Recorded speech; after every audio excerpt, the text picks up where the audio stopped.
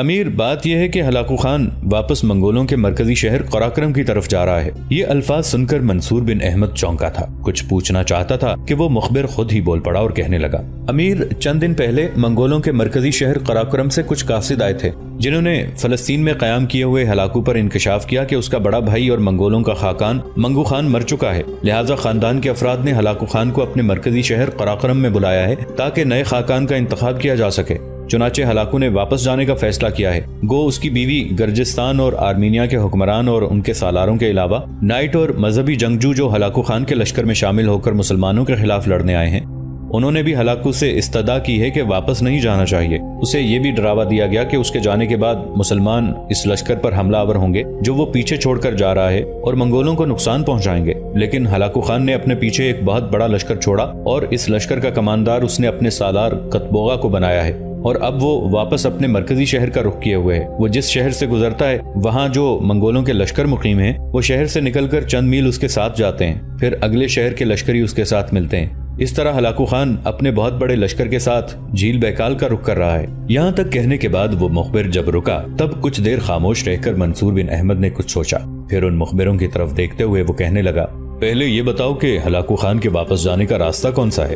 منصور بن احمد کے اس استفسار کے جواب میں وہ مخبر بولا اور کہنے لگا، جہاں تک ہم جان پائے ہیں، ارض فلسطین سے نکل کر موصل کے راستے ہلاکو خان پہلے تبریز آئے گا، تبریز سے اپنا رخ دائیں جانب موڑے گا اور بحیرہ خضر کے ساتھ ساتھ تبرستان کی سرزمینوں سے گزرا ہوا سمرقند کا رخ کرے گا، سمرقند سے آگے کاشغر اور یارقند سے ہوتا ہوا تھانشیان کے دروں سے گزر کر کوہستان التائی کے اس پار اور صحرائے گوبی کے بائیں جانب اپنے مرکزی شہر قراقرم کی طرف چلا جائے گا۔ مخبر جب خاموش ہوا تب منصور بن احمد نے پھر کچھ سوچا، اس کے بعد اسے مخاطب کر کے کہنے لگا، پہلے یہ بتاؤ کہ ہلاکو خان تبریز کب پہنچے گا؟ اس پر مخبر بولا اور کہنے لگا، میرے خیال میں اسے تبریز پہنچنے میں ابھی 4-5 دن لگیں گے، اس لیے کہ وہ چند دن پہلے ہی فلسطین سے روانہ ہوا ہے۔ ہم نے اس کی روانگی کو اپنی آنکھوں سے نہیں دیکھا، بلکہ یہ خبریں ہمارے ایک جاسوس سے دوسرے اور دوسرے سے تیسرے اور تیسرے سے چوتھے کے پاس ہوتی ہوئی ہمارے پاس پہنچی ہے۔ اس بنا پر ہمارا اندازہ یہ ہے کہ اسے تبریز پہنچنے میں 1 ہفتہ لگے گا۔ تبریز میں منگولوں کا ایک خاصا بڑا لشکر ہے، اور جب ہلاکو خان تبریز پہنچے گا تو یہاں شاید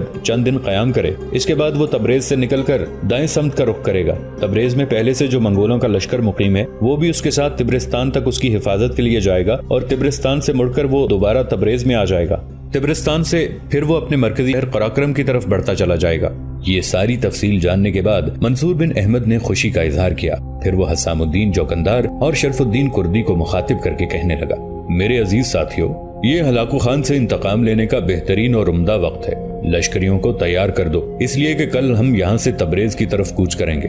ہلاکو خان سے کیسے نمٹنا ہے یہ میں بڑی رازداری کے ساتھ راستے میں تم سے بحث کرتے ہوئے ہر چیز تمہیں ذہن نشین کرواؤں گا۔ میں یہ بھی کہہ دوں کہ یہ سفر ہلاکو سے انتقام لینے کے لیے ہمارے لیے بہترین ثابت ہوگا۔ میرے خیال میں چلو، میں تمہارے ساتھ چلتا ہوں تاکہ جس لشکر نے روانہ ہونا ہے اسے خبر کر دیں۔ ساتھ ہی لوئی تاشی اور یانگ خان بھی حرکت میں آئیں گے، کل تک لشکر کے لیے رسد وغیرہ کا بھی اہتمام کر دیں گے۔ لوئی تاشی، یانگ خان، حسام الدین اور شرف الدین کے علاوہ باقی سالاروں نے بھی اس سے اتفاق کیا تھا۔ پھر منصور بن احمد اٹھ کھڑا ہوا اور کہنے لگا، میں ذرا اس ساری صورتحال سے اپنی بیوی کو آگاہ کروں، پھر میں تمہارے ساتھ چلتا ہوں۔ اس کے ساتھ ہی منصور بن احمد اٹھ کر اندرونی حصے کی طرف گیا اور کیتھرین کو مخاطب کر کے کہنے لگا، کیتھرین، لوئی تاشی، یانگ خان، شرف الدین، حسام الدین اور دیگر لوگ آئے ہیں، وہ اپنے ساتھ کچھ مخبروں کو لے کر آئے ہیں، میں ان کے ساتھ جا رہا ہوں، جلدی لوٹ کر آؤں گا اور تم پر یہ بھی انکشاف کروں گا کہ کل میں یہاں سے لشکر کے ساتھ کوچ کر جاؤں گا، میرا سامان تیار کر دینا۔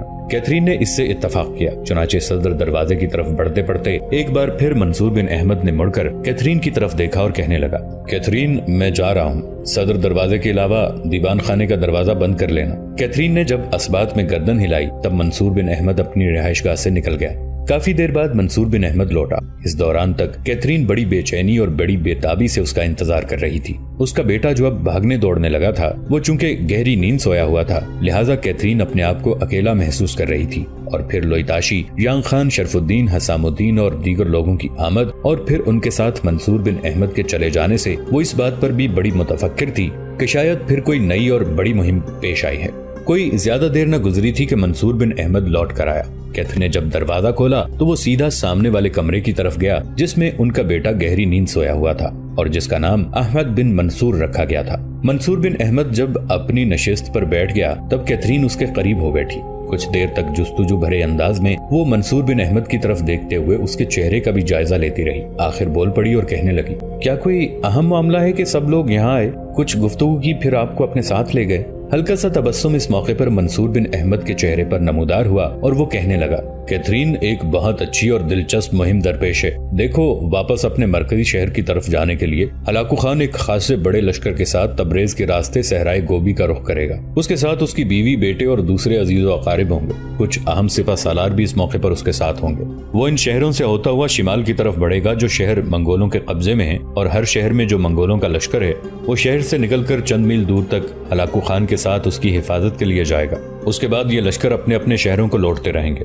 اب ہم سب نے مل کر یہ طے کیا ہے کہ ہلاکو خان جب واپس جاتا ہے تو اسے اپنا ہدف بنائیں گے اور اس پر ثابت کریں گے کہ وہ اگر ہمیں نقصان پہنچا سکتا ہے تو ہم بھی اسے نقصان پہنچا سکتے ہیں۔ چنانچہ یہ فیصلہ ہوا ہے کہ میں، شرف الدین اور حسام الدین ایک لشکر کے ساتھ کل یہاں سے کوچ کریں گے۔ یہاں تک کہنے کے بعد منصور بن احمد بڑی غور سے اپنی بیوی کیتھرین کی طرف دیکھنے لگا۔ کیتھرین نے بھی اس کے اندازے کو بھانپ لیا تھا۔ اس کے چہرے پر مسکراہٹ نمودار ہوئی، پھر مسکراتے ہوئے کہنے لگی، کیا آپ یہ دیکھتے ہیں کہ آپ کی روانگی کا سن کر آپ کی بیوی کے چہرے پر کیسے تاثرات نمودار ہوتے ہیں؟ اگر یہ بات ہے تو پھر سنیں، میں ایک مجاہد، ایک سالار اعلیٰ اور ان علاقوں کے سردار کی بیوی ہوں۔ اتنا حوصلہ، اتنی جرت رکھتی ہوں کہ مسکراتے ہوئے ایک اچھی مہم کے لیے اپنے شوہر کو رخصت کر سکوں۔ کیتھرین کے یہ الفاظ سن کر کچھ دیر تک منصور بن احمد مسکراتا رہا، غور سے کیتھرین کی طرف دیکھتا رہا۔ اس موقع پر کیتھرین کے چہرے پر بھی تبسم تھا۔ پھر دونوں میاں بیوی میں سے کوئی ایک دوسرے کو مخاطب کر کے کچھ کہنا ہی چاہتا تھا کہ گہری نیند سویا ہوا احمد بن منصور جاگ گیا۔ منصور بن احمد نے آگے بڑھ کر اسے اٹھایا، اپنی گود میں بٹھا کر اسے پیار کیا۔ اس موقع پر کیتھرین کی طرف دیکھتے ہوئے احمد بن منصور نے کھانا مانگا اور ساتھ ہی وہ منصور بن احمد کی گود سے نکل کر مطبخ کی طرف ہو لیا تھا۔ اس موقع پر غور سے کیتھرین کی طرف دیکھتے ہوئے منصور بن احمد کہنے لگا، کیتھرین، احمد اب دن بدن سارے حالات سے آگاہی حاصل کرتا جا رہا ہے۔ میں جب باہر جاتا ہوں تو بے چینی کا اظہار کرتا ہے، لہٰذا اس موقع پر میں تم سے کہوں گا کہ اسے میری روانگی کا علم نہیں ہونا چاہیے۔ وہ مطبخ کی طرف گیا ہے، تم جاؤ اسے کھانا کھلاؤ۔ ساتھ ہی میں تم سے یہ کہوں کہ آنے والی شب کے پچھلے حصے میں میں یہاں سے کوچ کر جاؤں گا۔ نتکیر اور بلزون دونوں پہلے کی طرح تمہارے پاس آ کر قیام کر لیں گے۔ کیتھرین نے اس پر خوشی اور اطمینان کا اظہار کیا۔ ہلاکو خان تبریز کے نواحی کوہستانی سلسلوں میں سفر کرتے ہوئے بخارا اور سمرقند کی طرف جانے کے لیے دائیں جانب مڑنا چاہتا تھا۔ اس موقع پر اس کے ساتھ اس کے بڑے سرداروں میں سے مہرتاق اور ایچل بن قاچار تھے، جبکہ بغداد کے علاوہ ارد گرد کے علاقوں میں اس نے بڑے بڑے لشکر دے کر بائدو اور دوسرے سالار توران ایل خان کو مقرر کر دیا تھا۔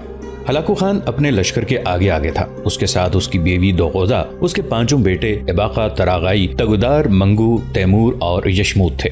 ساتھ ہی دونوں بڑے سالار مہرتاق اور ایچل بھی تھے۔ جس وقت وہ ایک کوہستانی سلسلے کے پاس سے گزرتے ہوئے بخارا اور سمرقند کی طرف جانے کے لیے دائیں جانب مڑنا چاہتے تھے کہ بائیں طرف کوہستانی سلسلے کے اوپر سے ان پر تیروں کی تیز اور موسلا دھار بوچھاڑ کی گئی۔ تیروں کی اس بارش سے ہلاکو خان کے لشکر کا وسطی حصہ بری طرح متاثر ہوا تھا۔ کئی لشکری زخمی ہو کر اپنے گھوڑے سے گر گئے تھے اور جن گھوڑوں کو تیر لگے تھے وہ بھی ہنہناتے ہوئے لشکر کے اندر ایک ہلچل پیدا کرنا شروع ہو گئے تھے۔ یہ صورتحال ہلاکو کے لیے یقیناً پریشان کن تھی۔ پہلے اس نے مڑ کر اپنے لشکر کے وسطی حصے کا جائزہ لیا۔ اس موقع پر مہرتاق، ایچل اور اباقہ خان اس کے ساتھ تھے۔ پھر انتہائی غصے اور قہرمانی کا اظہار کرتے ہوئے ہلاکو خان کہنے لگا، یہ مسلمانوں کے سالار منصور بن احمد کے سوا اور کوئی نہیں ہو سکتا، اس لیے کہ وہ واحد شخص ہے جس نے ہر موقع پر ہمیں نقصان پہنچانے کا عزم کر رکھا ہے، قبل اس کے کہ وہ مزید تیر اندازی کرائے اور ہمارے لشکر کو مزید نقصان پہنچائے۔ مہرتاق اور ایچل، دونوں حرکت میں آؤ، لشکر کا ایک حصہ اپنے ساتھ لو اور کوہستانی سلسلے کے اوپر تیزی سے چڑھتے ہوئے ان کا تعاقب کرو۔ یقیناً جب تم ایسا کرو گے تو بھاگنے کی کوشش کریں گے، لیکن میں تم سے کہوں گا انہیں بھاگنے نہیں دینا، ایسی خونخواری اور ایسی شدت سے تعاقب کرنا کہ ان کا قتل عام کرتے چلے جانا، اور اگر منصور بن احمد زندہ گرفتار نہ ہو سکے تو ہر صورت میں اس کا سر کاٹ دینا، اس لیے کہ ان کوہستانی سلسلوں سے کوہستان قفقاز کے سلسلے میں بڑے درے ہیں جہاں اس کی رہائش گاہ ہے۔ میں یہاں رک کر تم دونوں کا انتظار کروں گا، تم کتنا بھی لمبا تعاقب کرو لیکن اسے چھوڑنا نہیں ہے، آج اسے اس کے انجام تک پہنچا کر رہنا ہے۔ ہلاکو خان کا یہ حکم سن کر اس کے دونوں بڑے سالار مہرتاق اور ایچل حرکت میں آئے اور ایک بڑا لشکر لے کر کوہستانی سلسلے پر چڑھے۔ انہوں نے دیکھا ایک لشکر کچھ آگے بھاگ رہا تھا۔ مہرتاق اور ایچل نے پہلے یہی اندازہ لگایا کہ انہیں کوہستانی سلسلے پر چڑھتے دیکھ کر حملہ آور بھاگ کھڑے ہوئے ہیں۔ یہ صورت ان کے لیے یقیناً خوشکن تھی کہ انہیں دشمن کے لشکر کے ساتھ ٹکراؤ نہیں کرنا پڑا، صرف ان کا تعاقب کریں گے، ان کا خوب قتل عام کریں گے۔ ایسا لگتا تھا کہ بھاگنے والے لشکر نے جان بوجھ کر اپنی رفتار کم رکھی تاکہ منگولوں کا لشکر اس کے تعاقب میں نکلے اور ان کے قریب آنے کی کوشش کرے۔ یہ صورتحال بھی مہرطاق اور ایچل کے لیے خوشکن تھی، لہٰذا کوہستانی سلسلے کی دوسری طرف اتر کر وہ بڑی تیزی سے تعاقب میں لگ گئے تھے۔ اس دوران ہلاکو خان نے اپنے چھوٹے سالاروں کو جس کوہستانی سلسلے کے اوپر سے ان پر تیر اندازی کی گئی تھی اس کے اوپر کھڑا کر دیا تاکہ وہ یہ دیکھیں کہ ایچل اور مہرطاق دشمن کا تعاقب کیسے کرتے ہیں۔ بہرحال جس لشکر نے منگولوں پر تیر اندازی کی تھی اور اب وہ مغرب کی طرف بھاگ رہا تھا، اس نے اپنی رفتار کافی سست کر دی تھی۔ ایسا لگتا تھا جیسے وہ اپنے اور تعاقب کرنے والے منگولوں کے درمیان فاصلوں کو کم کر کے کسی نئے جذبے، کسی نئی تحریک کا آغاز کرنے کے درپے ہوں۔ جب بھاگنے والے اس لشکر اور تعاقب کرنے والے منگولوں کے درمیان فاصلہ بالکل تھوڑا رہ گیا اور اس کے بالکل قریب جا پہنچے، تب وہ لشکر اچانک مڑا۔ پھر وقت کی آنکھ نے دیکھا اس لشکر کی کمانداری شرف الدین کردی اور حسام الدین جوکندار کر رہے تھے۔ منگولوں نے اس حملے کو کوئی اہمیت نہ دی، اس لیے کہ وہ یہ دیکھ رہے تھے کہ جو لشکر لے کر وہ تعاقب میں نکلے ہیں ان کے مقابلے میں حملہ آوروں کے لشکر کی تعداد نہ ہونے کے برابر تھی۔ وہ چھوٹا سا لشکر تھا جو مڑ کر حملہ آور ہوا تھا، اور منگول بڑے مطمئن اور اپنی جگہ پرسکون تھے کہ وہ ایک دم حملہ آور ہو کر اس لشکر کا خاتمہ کر دیں گے، اور اس طرح ہلاکو خان کی نظروں میں ان کی عزت دو چند ہو جائے گی۔ یہ سوچتے ہوئے ہلاکو خان کے دونوں بڑے سالار ایچل اور مہرطاق شرف الدین کردی اور حسام الدین جوکندار کے اس لشکر پر حملہ آور ہو گئے تھے۔ اچانک درختوں کے چھوٹے سے جنگل کے اندر سے منصور بن احمد اپنے لشکر کے ساتھ نمودار ہوا۔ اس کے بعد وہ منگولوں کے لشکر پر زندگی کی ساری مسافتوں کو بے ثمر کرتے تہذیب کے متحرک زہریلے لمحوں کی طرح حملہ آور ہو گیا تھا۔ کوہستانی سلسلے کے اندر دونوں لشکروں کے ٹکرانے سے زندگی کے جاری سفر کا تسلسل، نبضوں کی جنبش اور رشتوں کی زنجیریں کٹنے لگی تھیں۔ وقت پاؤں میں مرگ کی زنجیریں ڈال کر بڑے بڑے سورماؤں کو ماضی کا غبار بنانے لگا تھا۔ منگولوں نے اپنی طرف سے پوری کوشش کی کہ حملہ آوروں پر قابو پا کر ان کا قتل عام شروع کریں۔ ایسا کرنا ان کے لیے آہستہ آہستہ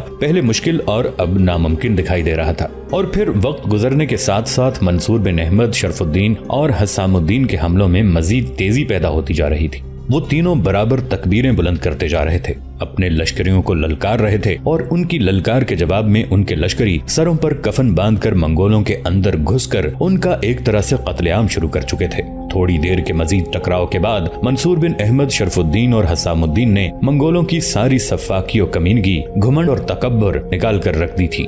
آخرکار ہلاکو خان کے دو بڑے سالار ایچل اور مہرطاق منصور بن احمد اور اس کے دونوں ساتھیوں کے تیز حملوں کو برداشت نہ کر سکے، شکست قبول کی اور بھاگ کھڑے ہوئے۔ کچھ دور تک منصور بن احمد نے اپنے پورے لشکر کے ساتھ تعاقب کر کے ان کی تعداد کو مزید کم کیا۔ اس کے بعد وہ اپنے لشکر کو سمیٹتا ہوا ایک دم مغرب کی طرف غائب ہو گیا، جبکہ اپنے بچے کچے لشکر کو لے کر مہرطاق اور ایچل واپس جا رہے تھے۔